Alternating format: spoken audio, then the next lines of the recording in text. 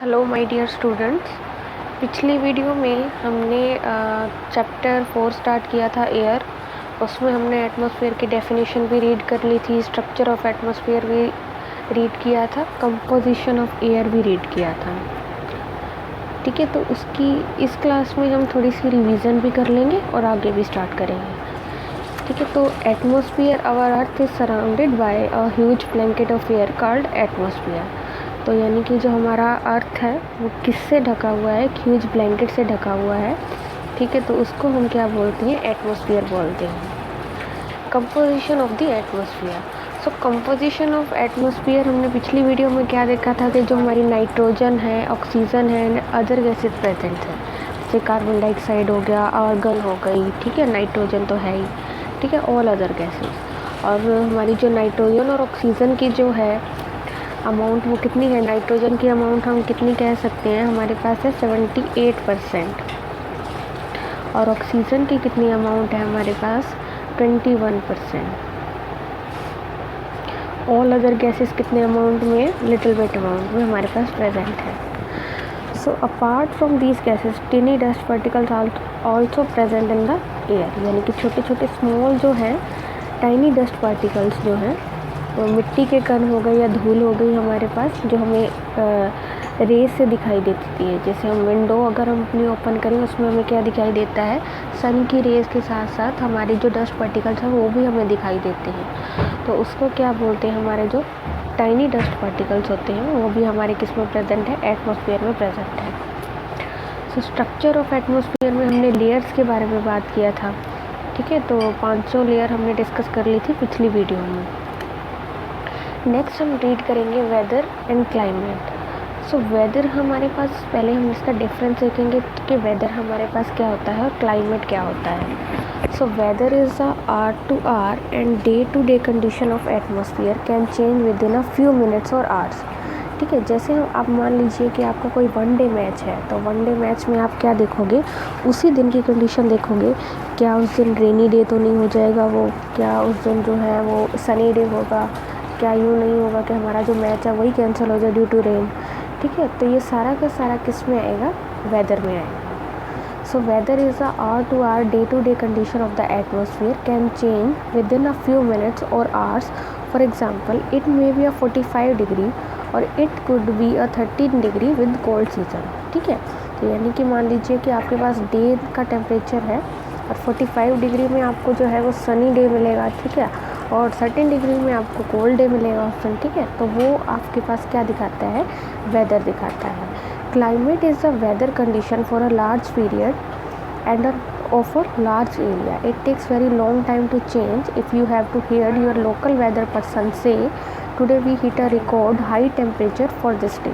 ठीक है, यानी कि मान लीजिए आज आपके पास कोई जो वेदर फोरकास्टिंग का जो पर्सन है वो आपको क्या बताता है कि जो आज हमने क्या किया है, बहुत ज़्यादा टेम्परेचर रिकॉर्ड किया है। यानी कि जो रिकॉर्डिंग की कंडीशन है वो आपका जो है एवरेज टेम्परेचर देखेंगे उस टाइम पे आपको दिखाई देगी। वो आपको क्या बताएगा? किसकी कंडीशन है? वो आपकी क्लाइमेट की condition. Long time to change, यानी कि लॉन्ग टाइम टू चेंज है। जैसे मान लीजिए आपका जो है डे 1 का टेम्परेचर कितना था? 35 डिग्री था। डे 2 का टेम्परेचर था 40 डिग्री। डे 3 का टेम्परेचर था आपके पास मान लीजिए 35 डिग्री हो गया। फिर से डे 4 का टेम्परेचर आपके पास 39 डिग्री हो गया। ठीक है, तो ऐसे ऐसे डिफरेंट डेज पे हम अपना क्या है जो टेम्परेचर है उसको ऑब्जर्व करेंगे। ठीक है, तो इस कंडीशन को हम क्या बोलते हैं? Climate condition. नेक्स्ट हमारे पास है टेम्परेचर। तो temperature the degree of hotness and coldness of the air is called temperature. यानी कि हमारे पास जो हॉटनेस हमें जैसे फील होता है, अगर हमें गर्मी फील होती है तो उस दिन हम ये कह सकते हैं कि हाँ कि उस दिन हॉट डे होगा, वो सबसे ज़्यादा ठीक है गर्मी वाला दिन होगा। और हम ऑन दी अदर हैंड हम क्या कह सकते हैं कि अगर हमारे पास अगर ठंड है तो उस दिन हमारा कोल्ड डे होगा। ठीक है, यानी कि जो भी हमारा हम फील करते हैं टेम्परेचर, उसे क्या कहते हैं हम? टेम्परेचर। ठीक है, डिग्री ऑफ हॉटनेस और कोल्डनेस ऑफ द एयर, यानी कि एयर में जो भी हम फील करते हैं हॉटनेस और कोल्डनेस, ठीक है, उसको क्या बोलते हैं? Temperature. The temperature of the atmosphere changes not only between the day and night but also from season two season. अब टेम्परेचर यूँ नहीं है कि आपका डे का कुछ होगा, जैसे मान लीजिए डे में क्या होता है आपके पास टेम्परेचर थोड़ा ज़्यादा होता है, और इसी तरीके से नाइट में जो आपका टेम्परेचर है वो थोड़ा सा फॉल कर जाता है, यानी कि थोड़ा सा गिर जाता है टेम्परेचर। ठीक है, जैसे मान लीजिए डे का आप टेम्परेचर ऑब्जर्व करें कि आपके पास 29 डिग्री है, ठीक है, और आप नाइट का जो अपना टेम्परेचर देखोगे वो मान लीजिए आपके पास 23 डिग्री है या 25 डिग्री है, कुछ भी कह सकते हो। ठीक है, तो ये हमारे पास क्या है, हमारा जो डे और नाइट का टेम्परेचर है। इसी तरीके से हम सीज़न टू सीज़न भी हमारा टेम्परेचर जो है वो चेंज होता रहेगा। जैसे मान लीजिए कि आपका जो समर सीज़न का जो टेम्परेचर है वो कितना है, मैक्सिमम आपके पास 45 डिग्री है, और इसी तरीके से जो विंटर का जो टेम्परेचर है आपके पास मैक्सिमम कितना होएगा, मान लीजिए 15 डिग्री है। ठीक है, तो सीज़न टू सीज़न भी आपका जो टेम्परेचर है वो चेंज होता है। Insolation is because the temperature of the atmosphere changes not only between day and day, ठीक है, day and night, but also from season to season. An important factor that influences the distribution of temperature is insulation. देखिए, जो insulation word है हमारे पास क्या है, जो इंसुलेशन है, insulation the incoming is the incoming solar energy intercepted by the earth. यानी अब देखिए हमारे पास क्या है, जो हमारा सन है वो क्या यूवी रेस भी रिफ्लेक्ट करता है, विटामिन डी रेस भी हमें देता है। ठीक है, कुछ रेस तो हमारी क्या होती है, हमें हार्मफुल होती है हमारे लिए, ठीक है, जैसे कि यूवी रेस हो गया फॉर एग्जांपल। और इसी तरीके से जो हमारी अर्थ है वो कुछ रेस को तो ऑब्जर्व कर लेती है, ठीक है, और कुछ रेस को क्या है वो रिफ्लेक्ट कर देती है। रिफ्लेक्ट होकर वो वापस से किस में चली जाती है, स्पेस में चली जाती है। ठीक है, जैसे हमारे पास जो यूवी रेस को रिफ्लेक्ट करने के लिए कौन सी लेयर बनी हुई है, ओजोन लेयर बनी हुई है। ठीक है, तो जो insulation is coming incoming solar energy intercepted by the earth, यानी कि जो भी हमारी जो अर्थ ऑब्जॉर्व करती है इंसुलेशन सन रेस को, सोलर एनर्जी को, उसे हम क्या कहते हैं, इंसुलेशन कहते हैं। ठीक है, the amount of insulation decreases from the equator towards the pole. अब देखिए हमारी जो अर्थ का जो बिल्कुल सेंटर है वो क्या है, हमारा इक्वेटर है। इक्वेटर में जो सन की जो लाइट है, यानी कि सन का जो मैक्सिमम हीट है वो कहाँ दिखाई देती है, हमें इक्वेटर पे ही दिखाई देती है। तो इंसुलेशन भी क्या होएगी, सबसे ज़्यादा मैक्सिमम इक्वेटर पे ही होएगी। ठीक है, तो ड्यूरिंग हम जैसे जैसे पोल्स के टुवर्ड्स जाते जाएंगे हमारी जो इंसुलेशन है वो डिक्रीज़ करते जाएंगे। ठीक है, तो temperature is measured Celsius and Fahrenheit, यानी कि ये इसको हम किस में मेज़र कर सकते हैं, टेम्परेचर को सेल्सियस में भी मेज़र कर सकते हैं और फ़ारेनहाइट में भी मेज़र कर सकते हैं।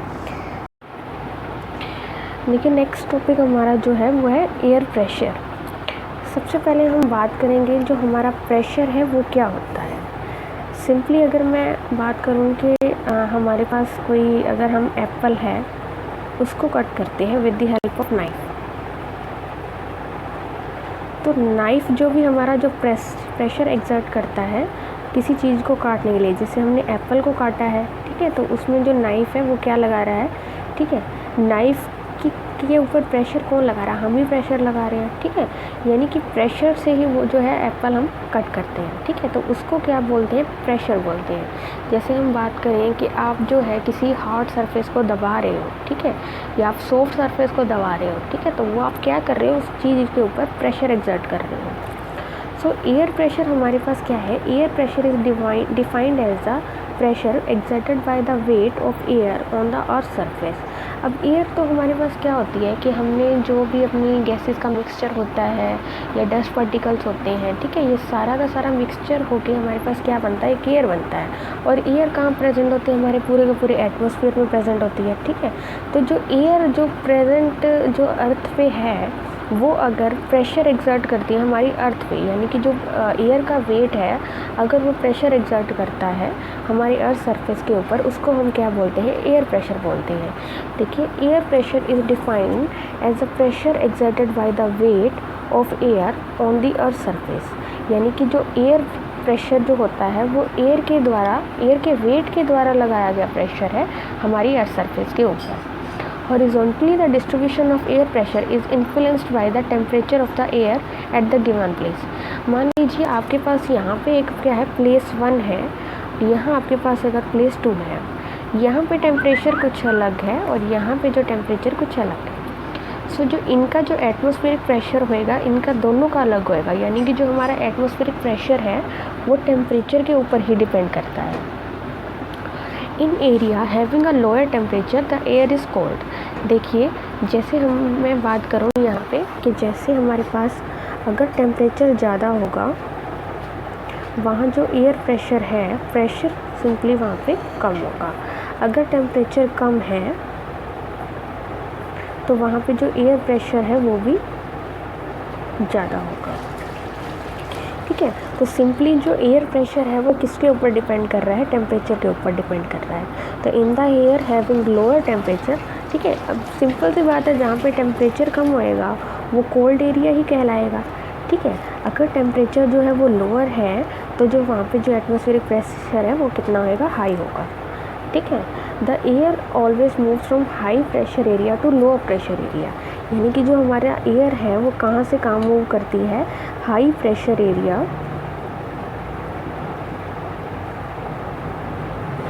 To lower pressure area.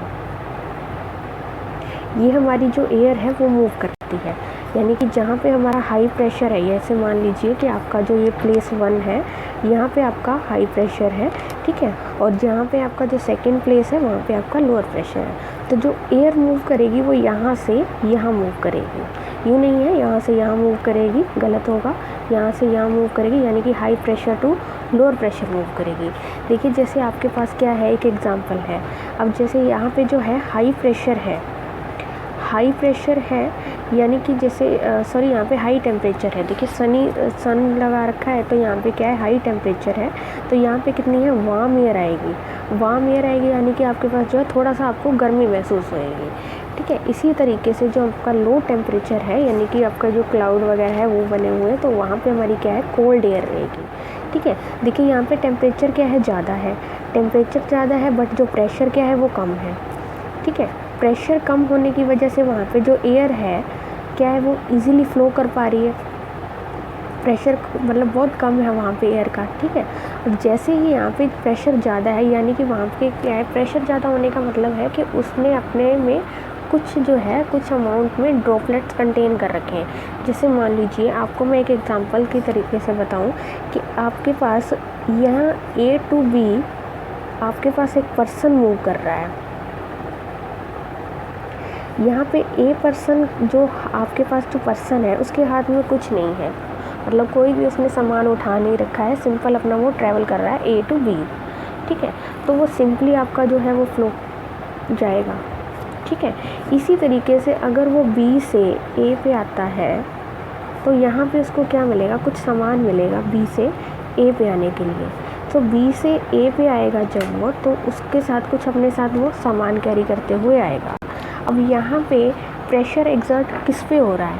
A first वाले पे प्रेशर एग्जर्ट हो रहा है या सेकंड वाले पे?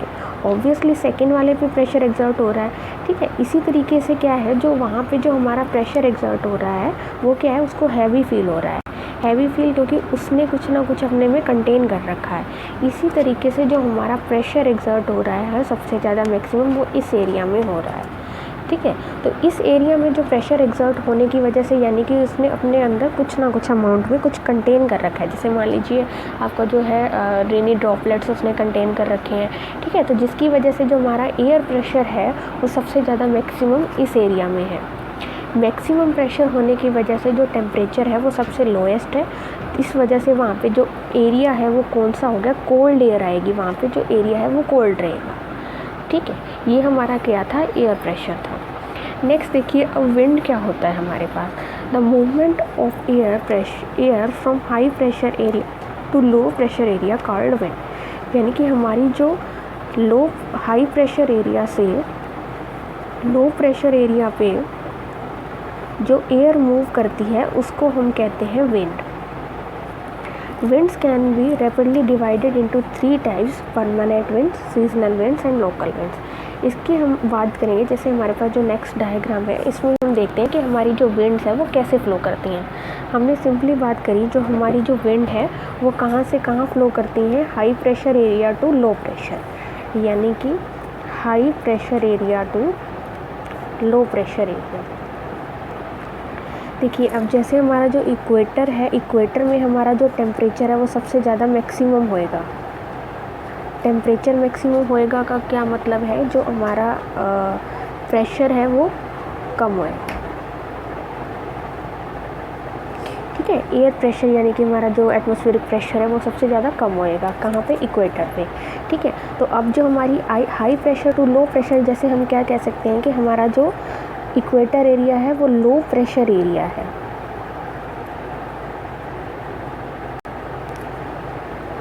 ठीक है, तो जो हमारा जो इक्वेटर एरिया हो गया है वो लो प्रेशर एरिया हो गया है। इसी तरीके से हम आगे बढ़ेंगे तो हमारा जो हीट है वो यहाँ पे क्या होएगा, मैक्सिमम हो जाएगा, फिर से सॉरी मिनिमम होता जाएगा। यहाँ पे इस वाले एरिया पे जो हमारा जो हीट है वो मिनिमम होता जाएगा, यानी कि वहाँ पे एटमॉस्फेरिक एयर प्रेशर कितना है वो ज़्यादा होना स्टार्ट हो जाएगा। देखिए, आपको सिंपल एक चीज़ ध्यान रखनी है कि अगर हमारा इक्वेटर है वहाँ पे जो हमारा है हम उसे कहते हैं लो प्रेशर बेल्ट। जो हमारा इक्वेटर है, देखिए दोबारा आपको मैं बता देती हूँ, जो हमारा इक्वेटर है, इक्वेटर हमारा लो प्रेशर बेल्ट है।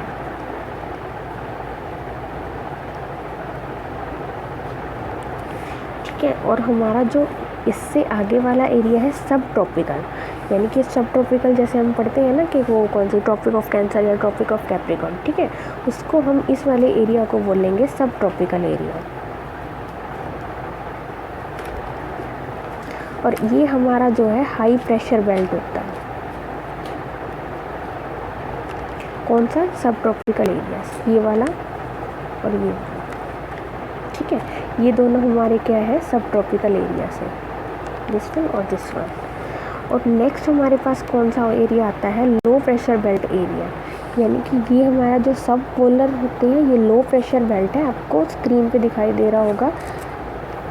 ठीक है, तो अब जैसे हमारी विंड, हमने क्या बताया था कि कहाँ से कहाँ मूव करती है, high pressure area to low pressure area, high pressure area to low pressure area, तो लो प्रेशर मूव करती है। अब देखिए, जो हमारा जो लो प्रेशर था वो यहाँ था। ठीक है, तो यहाँ हमारा क्या था, हाई था, यहाँ क्या था, हमारा लो था, यानी कि इस साइड मूव करेगी वो। अब आप सोच रहे होगे कि ये इस साइड क्यों, मतलब कि इसका एंगल यूँ क्यों नहीं है, इस तरीके से, क्योंकि जो हमारी है वो अर्थ रोटेट भी कर रही है। ठीक है, इस वजह से क्या है, कुछ ना कुछ जो है उसका एंगल फॉर्म हो जाता है विंड का। तो यहाँ पे जो हमारी एयर है यानी विंड है वो कहाँ से high pressure to low pressure area move कर रही है। ये हमारा हाई प्रेशर था और ये हमारा लो प्रेशर एरिया था, तो इसकी तरफ ये जो विंड है वो मूव करेगी। इसी तरीके से ये वो हमारा हाई प्रेशर एरिया था, तो जो एयर है वो इस साइड मूव करेगी इक्वेटर की तरफ। नेक्स्ट हमारा ये जो सब पोलर लो प्रेशर एरिया था, फिर से जो हाई से लो पे चलेगी, यानी ये हाई था, ये लो की साइड चलने लग गई। इसी तरीके से जो हमारा पोलर्स होते हैं वहाँ पे हमारा हाई प्रेशर होता है, टेम्परेचर सबसे कम होता है, तो ये इस साइड मूव करेगी। ठीक है, इसी तरीके से सेम कंसेप्ट जो है ऊपर है। ठीक है, यहाँ पे हम देखेंगे कि जो हमारा हाई प्रेशर था और इस साइड हमारा क्या है, लो प्रेशर है, लिखा हुआ है। ठीक है, तो लो प्रेशर की साइड मूव करेंगे, क्योंकि हमने क्या बताया, जो हमारी विंड है वो कहाँ से कहाँ मूव करती है, high pressure to low pressure, तो ये हमारी मूवमेंट होगी विंड की। इसी तरीके से सेम ये हमारा क्या है, हाई प्रेशर है, हाई प्रेशर से लो प्रेशर पे, तो इस साइड मूव करना स्टार्ट कर दिया उसने। ठीक है, तो ये हमारा का पूरा कंसेप्ट किसका है, हमारी अर्थ पे जो भी विंड हमारी जो मूव होती हैं उनका कंसेप्ट है कि जो हाई से लो प्रेशर में जो मूव करती हैं वो हमारी विंड होती है। ठीक है, तो टिल्ट यानी कि थोड़ा सा उनका जो एंगल है वो चेंज होएगा ड्यू टू अर्थ की रोटेशन की वजह से। ठीक है, नेक्स्ट हम देखेंगे wind can be broadly divided into 3 types, यानी कि इसको 3 पार्ट्स में डिवाइड कर रखा है। कौन सी, permanent winds, seasonal winds and local winds. तो देखिए यहाँ पे परमानेंट विंड्स कौन सी होती हैं, जो हमेशा चलती हैं, जैसे कि the trade winds westerly and easterlies are the permanent winds that blow constantly throughout the year in a particular direction, यानी कि उनकी जो एक पर्टिकुलर डायरेक्शन होती है उसमें बहती हैं वो, और जो उनका जो through out the year constantly behaviour होता है, जैसे कि यूँ नहीं है कि आपका जो है आज चलेंगी या कल नहीं चलेंगी। ठीक है, यूँ नहीं है, वो परमानेंट है अपने आप में। वो कौन सी विंड्स है, परमानेंट विंड्स है। अब नेक्स्ट हमारे पास कौन सी है, सीजनल विंड्स। सीजनल विंड से हम क्या देखते हैं, these winds change their direction in different season.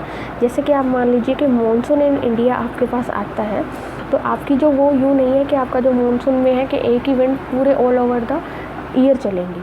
ठीक है। मानसून में कि जो आपकी जो विंड है वो क्या लेके आती है आपके पास, मानसून लेके आती है। जैसे मान लीजिए आपका जो इस साइड क्या है, ओशियन है, इंडियन ओशियन, ठीक है। तो उसकी वजह से क्या है, जो भी हमारी जो हाई टू लो प्रेशर जो बेल्ट हमारी जो विंड मूव करती है वो हमारे पास जो है आती है, और वो अपने साथ जो क्या है पूरा का पूरा वाटर वेपर वाला जो है वो लेके आती है, ठीक है। तो वाटर वेपर की वजह से हमारा जो है वो मानसून क्रिएट होता है, मानसून विंड्स क्रिएट कहते हैं हम इसको, ठीक है। तो जो सीजनल विंड्स होती हैं वो हमारी मानसून विंड्स भी हम कह सकते हैं उसको, ठीक है, जो जिससे हमें क्या है, हमारा जो इंडिया है वो रिसीव करता है मानसून। लोकल विंड्स क्या होगी, these blow only during a particular period of the day और years in a small area, यानी कि स्मॉल एरिया में जो भी बहने वाली जो हवाएं हैं, ठीक है, उसको हम क्या कह सकते हैं, लोकल विंड्स कह सकते हैं। जैसे लैंड एंड सी ब्रिज हो गया हमारे पास, जैसे मान लीजिए आपके पास समुंदर है, ठीक है, उसमें तो ये क्या है कि all over the local winds तो बहेंगी, ठीक है। तो वो क्या हमारा हो गया, लोकल विंड हो गया। लैंड ब्रीज में जैसे हम जो भी हमारे लोकल एरियाज़ में जो भी हवा वगैरह चलती है, ठीक है, जैसे उसको हम क्या कहते हैं, लोकल विंड्स हो गया। जैसे हमारा लू है, वो गर्मी के सीज़न में हमारी लू जैसे वो ज़्यादा चलती है, ठीक है, तो वो हमारी कौन सी विंड हो गई, लोकल विंड हो गई। नेक्स्ट देखिए, अब हमारे पास लास्ट टॉपिक है हमारे इस चैप्टर का, moisture. When water evaporate from land and other water bodies it becomes water vapour, ठीक है, यानी कि हमारा जो इवेपोरेट होके जो भी वाटर जाता है, ठीक है, उसको हम क्या कहते हैं, वाटर वेपर की फॉर्म में बनता है, तो उसको हम कहते हैं वाटर वेपर, ठीक है। जैसे मान लीजिए आपका एक सरफेस है, इसमें क्या है, थोड़ा सा वाटर है, तो जो वाटर वेपर इवेपोरेट होके जाते हैं, इवेपोरेशन किसकी हेल्प से होती है, ड्यू टू हेल्प ऑफ सन की हेल्प से होती है, ठीक है। तो उसको हम क्या बोलते हैं, when water evaporate from land and other water bodies it becomes water vapour.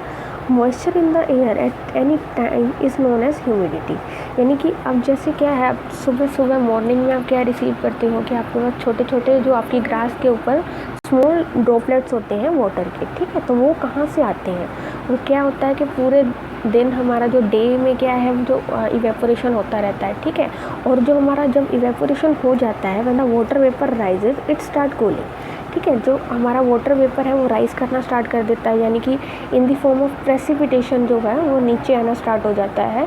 उसको हम क्या है, क्या बोल सकते हैं, मॉइस्चर या ह्यूमिडिटी बोल सकते हैं, ठीक है। The water vapour condenses causing the formation of droplets of water, यानी कि अब कंडेंसेशन की वजह से क्या, कंडेंसेशन की वजह से क्या है, जो हमारा फॉर्मेशन किसका होता है, water of droplets of water, ठीक है, यानी कि वाटर के ड्रॉपलेट्स बन जाते हैं हमारे पास।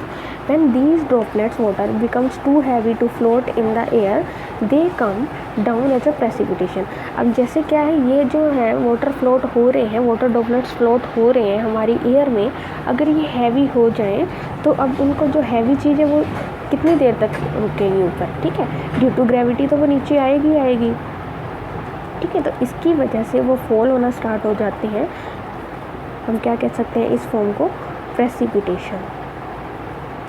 On the basis of mechanism there are 3 types of rainfall, the convectional rainfall, the orographic rainfall and the cyclonic rainfall. अब ये क्या है, हमारा जो प्रेसिपिटेशन होता है उसमें जो रेनफॉल है आपके, वो भी 3 टाइप्स के बताए हैं, the convectional rainfall, orographical rainfall and cyclonic rainfall, ठीक है। तो rainfall is very important for the survival of plants and animal.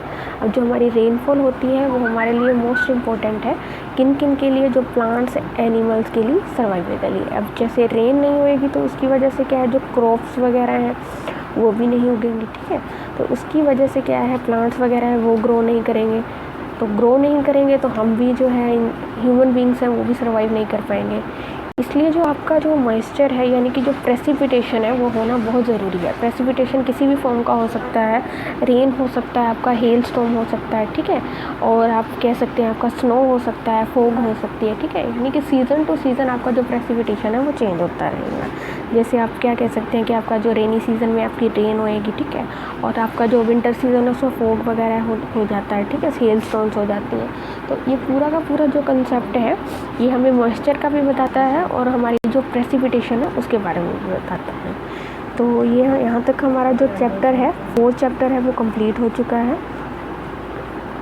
इसके बाद जो है आपके जो क्वेश्चंस हैं उनकी भी वीडियो मैं बना दूँगी। क्वेश्चंस में आपको यूँ होगा कि आपका जो क्वेश्चन है वो डिटेल में डिस्कस करेंगे। कुछ हम MCQs भी करेंगे जिसमें आपको एक क्वेश्चन का आंसर जो है वो देना होगा अच्छे से, ठीक है। तो आपको समझ में आना चाहिए कि मतलब कि आपके पास जो विंड्स हैं वो क्या होती हैं, एयर प्रेशर बेल्ट है, लो एयर प्रेशर बेल्ट है, हाई एयर प्रेशर बेल्ट है, वो कौन सी है आपके पास, और जो मॉइस्चर है या प्रेसिपिटेशन कंसेप्ट है, इवेपोरेशन है, ये सब आपको आना चाहिए इसके लिए, ठीक है। यहाँ तक जो हमारा जो है 4th चैप्टर है वो कंप्लीट हो चुका है। नेक्स्ट वीडियो में हम अपना 5th चैप्टर है वो भी स्टार्ट करेंगे। Okay, thank you.